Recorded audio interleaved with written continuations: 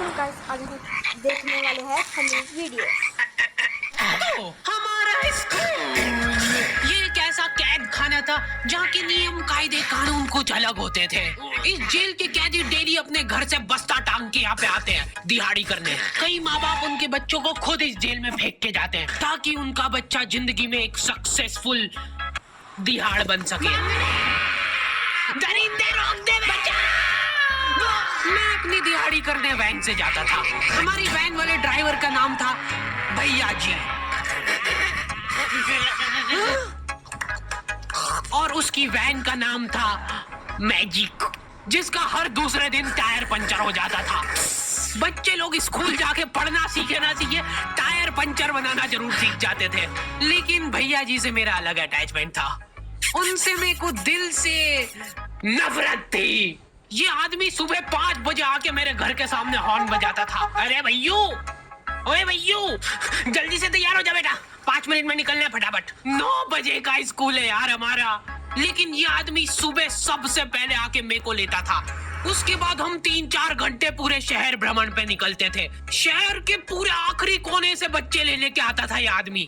जहाँ पे वैन जा भी नहीं सकती उधर कूदा कूदा के ले जाता था ये, और फिर टायर पंचर हो जाते थे। शाम पड़े वापस से हमको घर घर छोड़ के आता था ये। जिंदगी बर्बाद कर दी थी भैया जी ने मेरी।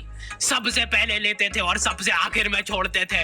लेकिन मैं फिर भी उसी वैन में जाता था क्योंकि चमेली भी हमारी वैन में आती थी।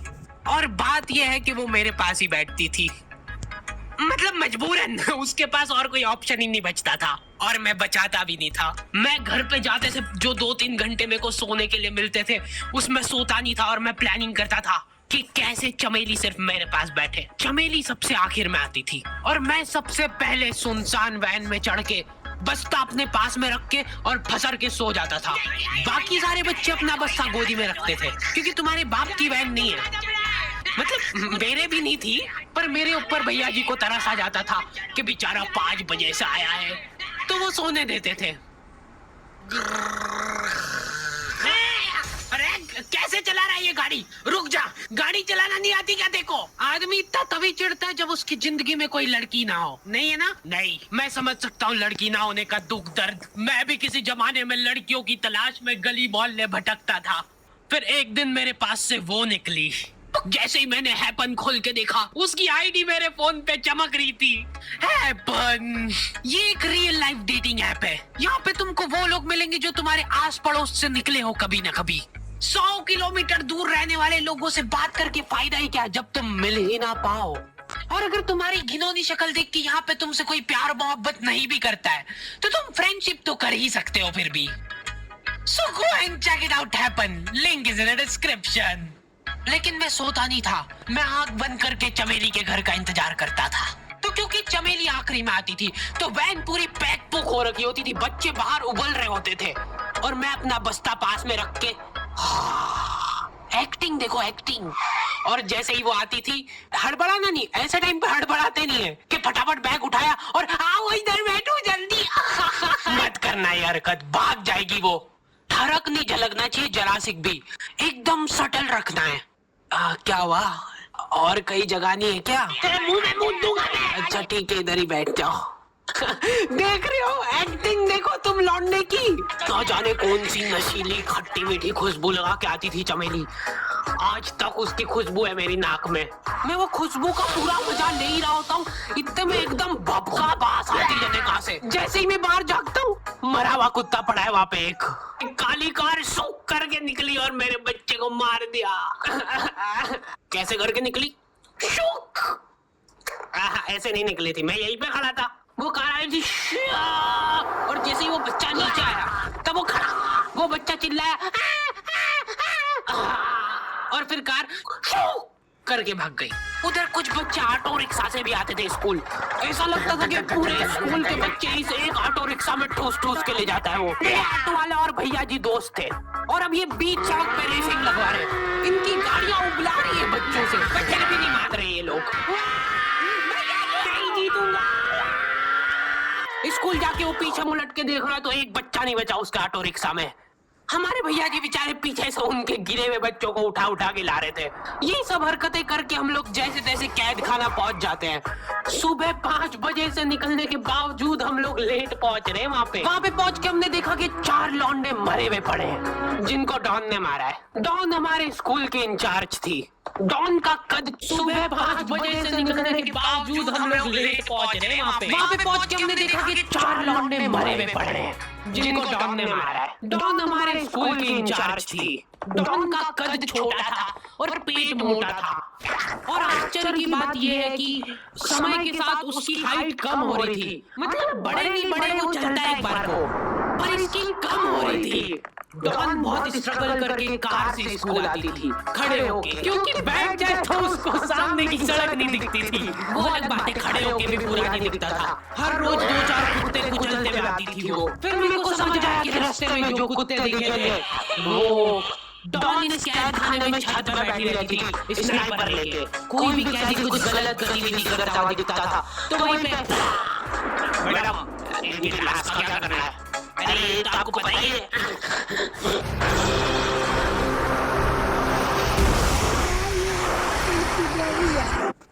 इनकी क्लास का क्या करना है? अरे तो आपको पता ही है। कहां गए थे जम्मू दीदी? फटाफट ये खून साफ करो। जम्मू दीदी बुलेट से स्कूल आते थे और ये अफवाह फैली भी थी पूरे स्कूल में कि उनके घर पे मर्सिडीज भी है। लेकिन जम्मू दीदी हम्बल रहना पसंद करते हैं। ऐसा कहा जाता था कि ये स्कूल ऑन पेपर जम्मू दीदी के नाम पे ही है, पर वो हम्बल रहने के लिए यहाँ पे झाड़ू पोछा लगाती है। वैसे मैडम इन्होंने कहा क्या था? गैर कानूनी पेन फाइट का सट्टा खेलते थे ये लोग क्लास में। उससे कोई प्रॉब्लम नहीं है, मेरे को क्यों लगा? हमारी क्लास में पेन फाइट का सट्टा चलता था। हमारे इधर जो लौंडा पेन फाइट में जीतता था सामने वाले का पेन उसका हो जाता था। कुछ बच्चे अपना सब कुछ दांव पे लगा देते थे और कर्जे में डूब जाते थे। फिर भी वो लोग हार नहीं मानते थे और अपने दोस्त से पेन उधार लेके खेलते थे और वापस हार जाते थे। तो अब क्लास में कुछ बच्चों के पास पोपला भर के पेन पड़ा है और कुछ बच्चों के पास पेन ही नहीं है। पेन इस कैद खाने की करेंसी थी। जिसके पास जितने महंगे पेन वो उतना रईस। यहाँ पे ब्लैक में पेन इधर उधर होते थे। नॉर्मल लोगों के पास होते थे 5 रुपए वाले GFL, जो कि तुम एक पन्ने पे लिखोगे तो पीछे 10 पन्ने तक छप जाएगा। और उनसे भी गए बीते लोग होते थे जो 3 रुपए वाला यूज एंड थ्रो लेके आते थे और उससे भी उनकी अच्छी राइटिंग आ जाती थी। बहुत चिड़ मचती थी यार मेरे को उनसे। और कुछ चुनिंदा रईस लोग होते थे जिनके पास होता था ट्राईमैक्स। हर बच्चे का सपना होता था कि उसके पास एक ट्राईमैक्स हो, साथ में आसपास 2-4 लड़कियां हो। प्लीज मेरे को यहाँ पे ऑटोग्राफ दे दो। ये लो। ट्राईमैक्स किंग की ट्राईमैक्स बात कर रही सही में। एकदम रईस लोग ये अफोर्ड कर पाते थे ट्राईमैक्स। वो पापड़े भी एक-एक अक्सर नीचे रिफिल खोल के देखते थे। खाली हो रही है तो एक बार एक रईस बच्चे का ट्राईमैक्स चोरी हो गया। पूरे स्कूल में आओ मच गई थी।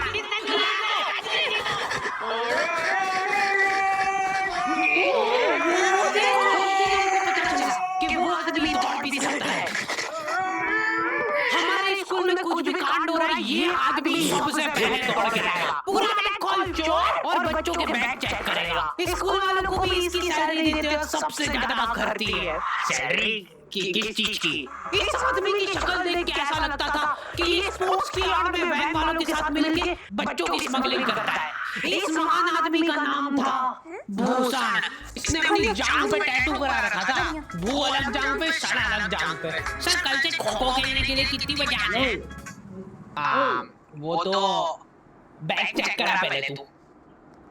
इन्होंने पूरे कैद खाने के कैदियों को लाइन से खड़ा कर दिया है। पेन हमारी क्लास के बच्चे का गुमा है और पूरे स्कूल में ढूंढ रहे हैं लोग।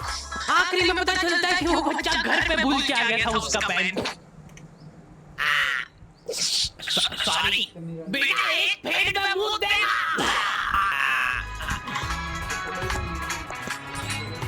ऐसे तो नमूने बच्चे थे हमारे स्कूल में और टीचर लोग उनसे भी गए बीते थे। हमारे स्कूल में टीचरों को उनके नाम से कोई जानता ही नहीं है। बच्चों ने उनकी हरकतों के अनुसार टीचरों के नाम रखे हुए हैं। हमारे इंग्लिश वाले टीचर का नाम था छोटा भीम। इससे चिड़चिड़ा आदमी मैंने आज तक नहीं देखा। बेचारा ऊंचा उछक के मारता था, फिर भी कमर तक ही हाथ पहुंच पाता था उसका। एक पॉइंट में मेरे को ऐसा लगने लग गया था कि उसको सैलरी लड़कों को कूटने की मिल रही है। कभी किसी बच्चे को बहुत ज्यादा मार दिया, घायल हो गया वो बेचारा, ये आपका एक्स्ट्रा बोनस। तुम्हारी बात करेगा क्या? में पापा मर गए, तू मर जा। ये लो। अरे वाह, नहीं चल रही, सांस तो नहीं चल रही है। हाँ, कंफर्म मर चुका है ये। ओह, ये लो, आपका प्रमोशन हो गया है। लड़कियों से उसका अलग अटैचमेंट था। कौन सा परफ्यूम लगा के आई हो? सर थोड़ा दूर हो। अरे मैं कुछ कर थोड़ी। भोली सी सूरत और आंखों में ठरक लेके स्कूल आ जाता था daily. So this means that he will jump over it and then start. ये आदमी इंग्लिश को इंग्लिश में ट्रांसलेट करके चल जाता था हमारी नंगी आंखों के सामने। इधर वॉशरूम में मौत का नंगा नाच मचा रखा था लॉन्डो ने। 4 लौंडे दिन भर वॉशरूम में जाके खड़े, कुछ भी नहीं कर रहे वो लोग वहाँ जाके। उनको बस मन की शांति मिलती है वहाँ जाके। अगले दिन उन चारों ने प्लानिंग करी, कुछ तो प्रोडक्टिव करते यार वहाँ जाके। अगले दिन वो सब पानी की बोतल लेके गए। अब वो पानी पी के हाथों हाथ मूत रहे हैं। और ये टीचर लोगों को प्रॉब्लम क्या है, बच्चे अगर वॉशरूम जा रहे हैं तो एक गया है तो अभी दूसरा नहीं जा सकता है। क्यों? तुम्हारे घर की लेटरिन थोड़ी ना है वो कि एक टाइम पे एक जना यूज कर सकता है। मान लो वो 2 जने अगर वॉशरूम में मिल गए तो वो क्या कर लेंगे ज्यादा से ज्यादा? भाई यहाँ का बल्ब निकाल लेते हैं ना। हाँ निकाल लो, फीस भरी अपन ने। लॉन्डो को ऐसा लग रहा है कि इन्होंने फीस भर के पूरा स्कूल खरीद लिया है। 10 लॉन्डे कॉरिडोर में छाती चौड़ी करके चल रहे हैं प्रिंसिपल के सामने। प्रिंसिपल को इग्नोर कर रहे हैं लोग। इनको ऐसा लग रहा है कि इन्होंने फीस भर दी है तो प्रिंसिपल इनके पैर पड़ेगी। उनमें साधों ने फीस भरी भी नहीं है। हमारा स्कूल बिल्कुल सेफ नहीं था। हमारे वॉशरूम में चोरियां हो जाती थी यार। बल्ब चोरी करने के बाद सब लोग अंधेरे में मूत रहे हैं एक दूसरे के जूते पे। उधर कर। उसके बाद पूरे वॉशरूम में कुछ दिख नहीं रहा है चोरी करने का। तो ये लोग नल उखाड़ के ले गए। नल कौन ले जाता है? कभी वो मछली वाले साबुन चोरी हो जाते थे, कभी ये फिनाइल की सफेद गोली को माउथ फ्रेशनर समझ के खा जाते थे। भाई इसको चबा मत, इसको चूस, ज्यादा देर तक चलेगी ऐसे। ठंडा हो रही भाई, ठंडा।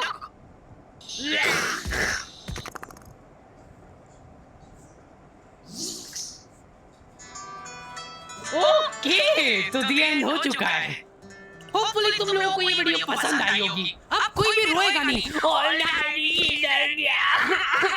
मर चुका है। लो भाई, तुमको जो चाहिए था ले आया हूं मैं। अपने दोस्तों को ब्लैकमेल करो उनकी गंदी फोटोज दिखा के कि उनको ये वीडियो मजबूरन देखना पड़े। बाकी अगर तुमको इसका सेकंड पार्ट चाहिए तो 2.5 लाख लाइक्स कर दो फटाफट। और हैपन चेकआउट करना बिल्कुल मत भूलना, लिंक मैंने डिस्क्रिप्शन में डाल दी है। मिलते हैं नेक्स्ट वीडियो में।